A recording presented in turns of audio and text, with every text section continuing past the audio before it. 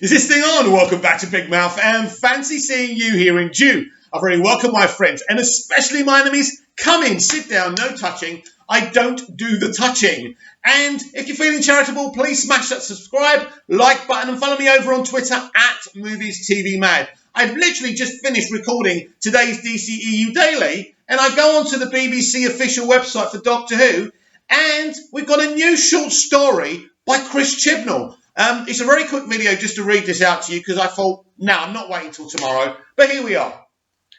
A new very short story by Chris Chibnall.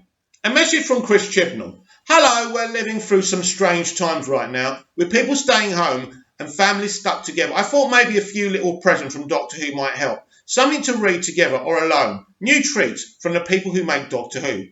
We'll try and post things here once a week. Later this week, we'll have a never-before-published treat written by Russell T Davies, which is tomorrow, of course, massive event. To start us off, I've written a few words about what went through the 13th Doctor's head immediately after she regenerated and was thrown out of her TARDIS.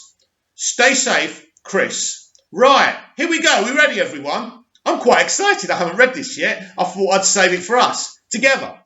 Right, so if you're alone at home or you're with family, just sit back, close your eyes, and imagine when the 13th Doctor fell out the TARDIS. This is what she was thinking. She was cold. The Doctor was cold. The ragged clothes weren't helping. She was cold in someone else's ragged clothes. She felt a little peeved that the ragged clothes did not include a built-in parachute.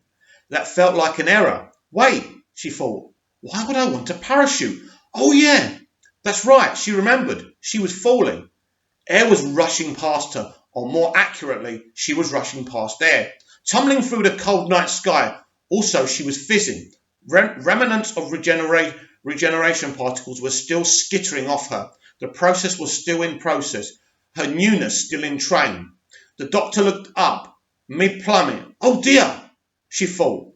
Far above her, the TARDIS was exploding. That is very unhelpful, she thought. No, wait, not just exploding. Now the TARDIS was dematerializing while it exploded. Dematerialize, exploding, thought the Doctor. That's not a word. No wonder I couldn't read it, eh? Chided the Doctor. All right, replied the Doctor. I'm only a few minutes in here. You're lucky I've got any words at all. Will you two stop arguing? Chimed in the Doctor. Only if you stop subdividing us, replied the Doctor. This is all the same brain. Don't confuse matters. As the blue box vanished, leaving the Doctor looking up at a starry black sky, the Doctor wondered if she'd ever see her TARDIS again. No time to feel sorry for yourself, she told herself. Too much going on. Yes, she thought. There was a lot going on. A large, dark, painful ground mass was rapidly approaching, and inside the Doctor's body, her cells continued to burn and reshape and reform. Well, thought the Doctor, all of her.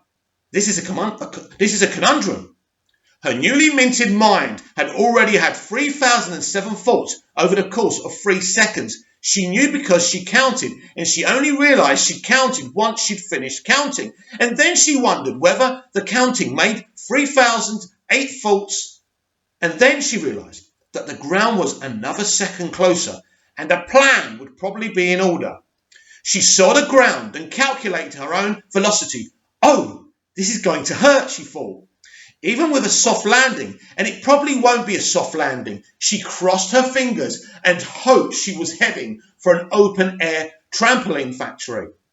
Like that planet, what was it called? Fittleborgstog. Fun fact about Fittleborgstog, she told herself. The creature that named it did so when it was hiccuping, and just before it was sick. Nobody knows if it was really the name or just the sound it made. You don't have to tell me that, thought the Doctor, petulantly to herself. I know. The planetary service of Fittleborgstog is a soft and bouncy, a trampoline, because I went for a long bounce there once, among the mountains and the purple sky. I just had an ice cream sundaes. That was a mistake. Can you please concentrate, the Doctor thought to herself again. She concentrated. She confirmed she was still falling.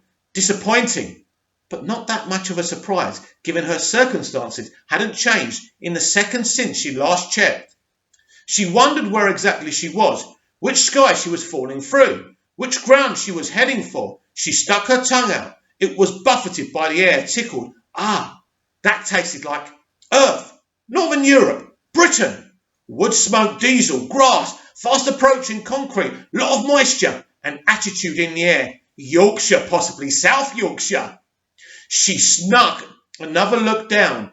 A train track, a stationary train. She tried to recognise the livery on the outside of the train so she could absolutely nail precisely where she was. But it was distant and dark, and regeneration had once again failed to deliver the superpowered see in the dark X-ray vision she had always craved. Oh well, she thought, maybe next time. Now the train below was insisting on getting even closer. The train or the tracks? Where she was going to land? She pondered her limited choices. Tracks would hurt, mouthful of gravel, and two big metal lines, the way down her new body. Ouch! Train might be better. The roof, if she could crash through it, would soften her landing a bit, though smashing through was most likely going to hurt a lot. With a little bit of luck, any injuries would be taken care of by the still fizzing regeneration process, like those injuries the doctor had gotten after he'd crashed through the roof at the Naismith Manor, or the hand he'd managed to grow back after the Sycorax had chopped it off, lopped it off, one off. Watch out, Doctor, she thought. Your personal pronouns are drifting. That roof was super close now. She flapped her arms a bit to make sure her trajectory was bang on. As she did so, she saw that the train lights were out. She saw sparks of light flashing in one carriage. Towards the back of the train, something was wrong. And if something was wrong, she was the man to sort it out. You're assuming you're going to make it through this fault alive, she reminded herself. Now don't be gloomy, she chided back. Things will be all right. Right now, they're not ideal, but I can muddle through, probably. That's interesting, she thought. I seem to be an optimist with a hint of enthusiasm. What's that warm feeling in my stomach? Ah, I'm kind. Brilliant!